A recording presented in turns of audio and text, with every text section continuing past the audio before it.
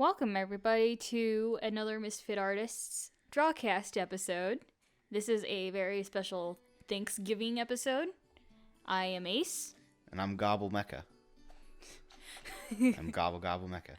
Gobble gobble. I just go up some code red, so I'm very happy. As Ace said, we are doing a Thanksgiving episode, and the two ideas for a Thanksgiving episode were a turkey or a witch. I still kind of want to do a witch episode at some point, but I feel like we just need like a good setup for it, you know? Yes. I think it'll go a lot better if we make like a whole story with it too. So we and it's just like a turkey goes more into that idea of like no matter what holiday there is a horror movie idea for it. I'm not trying to okay, I want to go the whole drawcast without mentioning what you're thinking about. Okay. Because it's not about that. It's just every holiday, like the horror movie of that holiday is always something, and the go-to place for that is always going to be a turkey. Because also, fun fact, birds are like, if they were bigger, they'd be freaking scary. Birds are horrifying. Yeah, like the little the claw. If you're scared of birds, you're reasonable. Yeah. You have every right. Yeah. You are valid Yeah. in thinking of that. Like chickens, we've made them funny because otherwise they're scary. I think like the long toenail thing on a chicken. That's supposedly like an evolutionary leftover from when they used to be like raptor dinosaurs. That's why they walk the way they do. So yeah. And also my teacher Charlotte Bellin, the chair of animation at CCAD, she always would go on about like how chickens' heads would stay still as they walk. Like they're just physically weird, and all animators are in love with them. Like watch Moana, and you see animators love chickens. And However, also, in real life, they're annoying as heck. oh, 100%. But to draw and like there's great inspiration. It's such an inhuman form, but we can reference it, and therefore it's great monster bait. Oh, excuse me. Remember Clara Cluck from the old Disney cartoons? I don't actually. She was an opera singing chicken. It makes I've probably seen the character, but Disney had a lot of characters that have just kind of fallen to the wayside over the years. Hashtag bring back Clara Cluck. Okay, if this becomes a thing, I'll be very happy. But yeah. So the whole idea was because I didn't want to make just a sorry, my lip felt weird. I didn't want to make just a goopy bird. I want it to be like actually mutated to an extent. So I thought, what if the eyes got like glazed over by that? Turkeys also have like a weird skin thing that shows through. It's just a lot of weird stuff on turkey. But so Yeah. I was like, what if their eyes like glazed over and the gobble became like a really nasty like testicle cancer eyeball? And I'm really happy with how it turned out. Also, another fun fact, I just tested for my 3rd degree black belt, and we got a printer for some stuff that will come. We got sticker paper. We got That's gonna sticker be paper. fun. So we did a test print, and the first image I had on my computer was this. So we printed it out, and I was going to my my martial arts studio to do my black belt test. The studio has been very, very safe. We've done everything we can. We haven't had any cases at my studio actually. So everything has been done as safely as possible. We all wore masks throughout the whole test. Everyone was keeping distance. But, in the midst of possible shutdowns again, I wanted to give my instructor something to, be like, hey, thank you for all the work you've put in to make this possible. Here's a monster turkey. And part of the bet was actually like, would she even take it? And she did. She did. However, We didn't even bet on it. It was just... No, we all kind of agreed that she wouldn't actually. Like, there was no one betting she would. But she took it, and she was grateful for the idea because, like I said, it's the first Misfit print that has been printed here. Like, we have Redbubble prints. I don't think anyone's bought them though. But like, it's the first one that was like printed like in the in-house studio. So Yay! it was yeah. She did say that she would never show her mother though. Reasonable. Yeah, I was gonna say Reasonable. reasonable enough. So, this was also, I drew it at a time I just got really kind of overstressed with everything. And like everyone's stressed right now. This wasn't like a pandemic stress or anything. It was just school, School. work, just stuff in general. Trying to be an adult. Yeah, trying to be an adult. Like, life is already stressful. I don't need to worry about anything else to get to a stress level. So, but it just got to this point where I'm like, I had like some stress. I had like an almost kind of cry. Like, I didn't actually cry, but I got to that like kind of thing. You know what I mean? Like your the chest feeling feels of, yeah, like the tight. feeling of cry. Yeah. Yeah, I got to that point and I was like, well, this is dumb. I'm the only person I know that can do this, where I can just go, this is dumb. I'm going to stop being stressed now. And I just drew a thing. And that made me feel better. Like, I acknowledged that it happened. I rationalized everything I could. But it doesn't take me very long to get to the point where it's like, there's nothing else I can do about this situation except for move forward.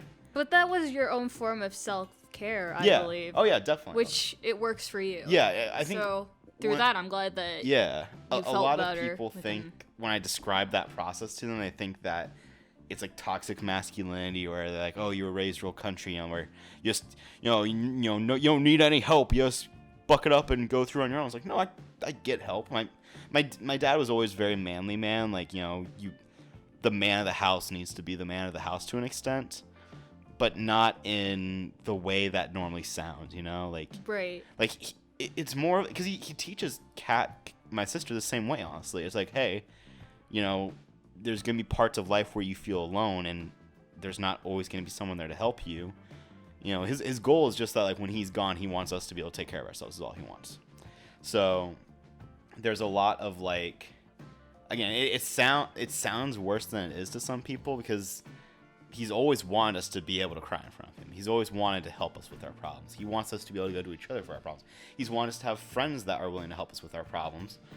But he also wants us to be, because he knows the world won't slow down for us, I think is the thing. He knows that, like, college is hard. We can all admit that. Oh, dear Lord. But we've signed up to go to college. We can't, and we could get out. We could drop out. But that'd be a lot of money gone. That would be a lot of money gone, and we would never forgive ourselves. Yeah. So, like, what good would that do for us if we just stopped now? So, like, and for some people, college doesn't work. Both of us know many people who have just said, hey, CCD, not working out for me. And that's fine. Everyone works the way they do.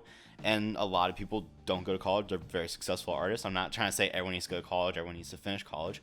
You get what you get out of it, especially like when you go to an accredited school like CCD. Like, the credits transfer. Right. Like, people can go do it at a cheaper place, So it's like, do what you need to do. I'm not, no one's gonna say that you're a bad person. It's just you've made a choice that it's not. There's value to everything, and if you don't finish your schooling, you're losing amount of value.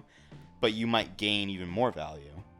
You have in fact learned. You're not getting that fancy little piece of paper, but again, it's all about the value you feel you get and what's worth what. Is college worth however much you're paying? Exactly. Also, we haven't talked about the illustration very much, but I'm really happy with how it turned out. Like, the cross hatching with the line work. Also, that perfectly lit stock turkey image I found for color reference. I think that really helped it go. It really did. It helped it go from just turkey-ish shape to like, oh no, yeah, those are the colors. That's those turkey colors. Excuse me. I burped you on. That was amazing.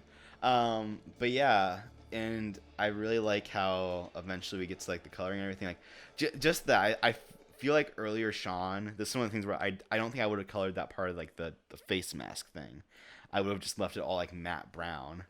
And I'm so happy. But you went ham on all of it. I'm at a stage as an artist where, like, I can go ham on things better. Like, I remember a stage where I wouldn't have known how to do all of this. And this is not the best illustration in the world. Like, almost immediately after finishing it, I thought our left turkey's right wing could have been more out just to beef up the silhouette. But I really kind of wanted to let that butt tail thing, I wanted to let that big shape kind of take over a little bit. Like, it's almost like his own backdrop. So, right. Yeah, like, there are things that could have been better, but there's no real tangents, I don't think. Most of the colors stand out, and I actually did something, because Connor and we were having that big character design talk about contrast and value, where I almost broke him. How to Kill a Monster almost ended before it began. with just the conversation Ooh. on color and contrast. Not because we like disagreed that it was important or not, just because I kept sending things back to him with these teeny tiny tweaks. Because we're getting to a point soon where it's like, right now we can kind of like mess with everything as much as we want. At some point, there's gonna be final character designs, and it's not gonna be as easy to just change things in the middle. Exactly. Of it. So, as Lord. much as he kind of hates me some days, most of the time, so he'll come back and be like, hey, by the way, you were right. I'm sorry. I didn't mean to be mad. I was mad though, legitimately, but you were right. And I was like, dude, so as long as we can. That's kind of one of the things going into collabing with other artists. Yeah, Connor's always his constant thing is like someday. It could be this month, it could be this week, this next year, maybe even many years down the road. At some point, you and I are gonna have a real fight about the show. And he's like, I hope we can handle it well. I know it will happen eventually. That's what I thought too for a while, because I'm like, it's just, we're all artists, we're all trying to like put things in. But we've all kind of agreed on what roles we take relatively well. Connor knows. Connor's one of our main writers, I would say. But he's not. There it is. Color test. I'm so happy with how that went. Like with the bones. And I just like that black one. I always love it when I can do that and it works. Because so often your first run doesn't work like that. So it's like, well. Also, I remember when you sent it to me and you asked, "Are you proud of me?" I was kind of half asleep when I woke up and saw that.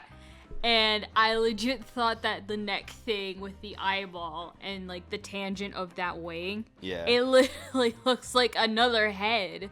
Yeah. But then you look up and like, wait, that's the head. That's kind of what I wanted though. Like the way that with the way the eyeball is with like that, because that pink is the only other place that pink shows up is on the tongue. So it's this just weirdly colored leading line up to the head, but it's so different than everything else that you kind of go to that first. And you're like, this is a real like it takes you a minute to realize what it really is. I thought that really worked well for you, even though I was like half asleep when I first saw it. It was great. At one of these days, you just got a 2 or 3 a.m. message from me just saying, "Are you proud of me?" Followed by that, and then you woke up properly the next morning and said, "Yes, 100%." So like I was saying, Connor and I.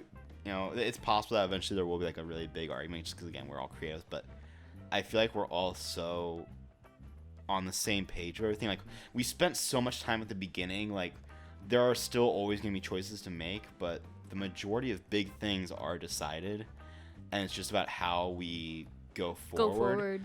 I don't plan on screwing anyone over. You don't plan on screwing anyone over. I don't think Connor or Chris plan on screwing anyone over. So I think that solves the majority of our problems. There's going to be late, stressful nights, like when we were planning out the timeline. We tried to plan out like 5 million years of history or something. Yeah, that was going to be I heard that was a really wild night. It was, because I wasn't there for it in person. And it was just such a abstract thing to talk about, and it was hard to like make sure that we were saying the right thing, and half the time we were arguing about the same thing.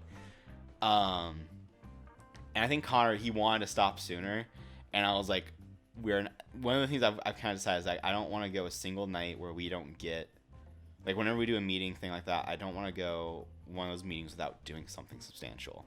So I was like, we're getting this timeline at least partially nailed down, because I was like, at some point I'm going to leave it to you and you're just going to go nuts on it, my man. But I want to get you to a point where that's easy though, and you can just have fun making it sound pretty. So I broke him, but he was still like, even though he was broken, and I kind of like did the final like write out on our giant post-it note, it was mostly the stuff that he said. I was just like, I'm gonna throw in what I think is really important, and I'm gonna get like a finalized thing that I can show you that makes sense. Because I remember that was one of the biggest problems. I kept saying things that just made sense to me because we're all different artists. But so when I finally put that down, we looked at like, are we agreeing? I think we're agreeing. Did it work? It worked. And by the time it worked, it was, 6 in the morning? It was some late-ass time. I think I was trying to, because that was one of the things I was like, I want to get this done, but I also know that I can't mess my sleep schedule up that much again. So yeah, if nothing else, hit cam it's gonna happen out of spite, if nothing else, because there's no way that we're putting this much pain and sweat into it without making it a thing. Yeah, exactly. And again, like so much of it is just like the pre-production stuff. This is where, so one of the things that's gonna happen when it fades to the final, I change the shading on the the main wing you see, because right now it's kind of fading into the tail, so I lighten up the shading there some, because again it gets a little messy. It has the rim lighting on the wing, so that helps it, but right. Yeah, so it's about to wrap up here. You want to give any thoughts on Thanksgiving, spooky turkeys, this illustration, or honestly, what's up right now? I am thankful for having met you and starting this whole crazy train 100%. With all of this. I am thankful to have met you too. Even if we didn't start HitCam, I'm still happy that somehow, after years of dumb boy moves in high school, middle school, elementary school, that somehow I met a very, very nice lady at art school, and she liked me enough to work through my denseness and just slapped a kiss on me and was like, oh, this is a thing. And you're like, oh, wait, were you not wanting to make it? You're like, I didn't know it was an option. The story of how we started dating is hilarious, but I am also thankful and happy it happened. I am thankful for friends that are willing to do crazy projects with us. I'm thankful for just everything that is still. 2020 has been hectic, but we're making it through it. You know, right now things are getting scary again, but you know, we've proven that if we can get through this much of it, we can get through anything. I think it's just a matter of being smart, being safe, taking care of each other. So yeah, reach out to your friends and loved ones. Yes. Tell them you love them. We have this marvel of modern technology. Use it. Don't just let yourself be limited to face-to-face communication, especially when that's not safe. Just Skype them. Say hi. Give your family members a call. Yeah. A phone call. Write them a letter. Snail mail. Yeah. The election's over. Then the postal system should be working again. Oh, that must have been. Thank you. I'm thankful for the postal system. They went through a lot of crap for us. If you know a postman, just say thanks. They didn't deserve what they got, but they did it anyway. Represent. Respect. Yeah. Respect. Okay, but yeah. So that's it. So that is Turkey. There should be a lightning animation tutorial, I think, coming up soon. So look forward to that. We have another animation tutorial. Maybe we'll do an illustration tutorial soon. Comment what you want next. Hopefully we can do a Christmas special thing. Go to our website, which will be in the description below, where we will begin posting production updates to How to Kill a Monster. And you can keep track of some of that stuff, and that should be really fun. There will be production vlogs coming out soon. It's going to happen. It's going to happen. Until then, please take care of yourselves, everyone, and we'll see you next time. Bye! Bye!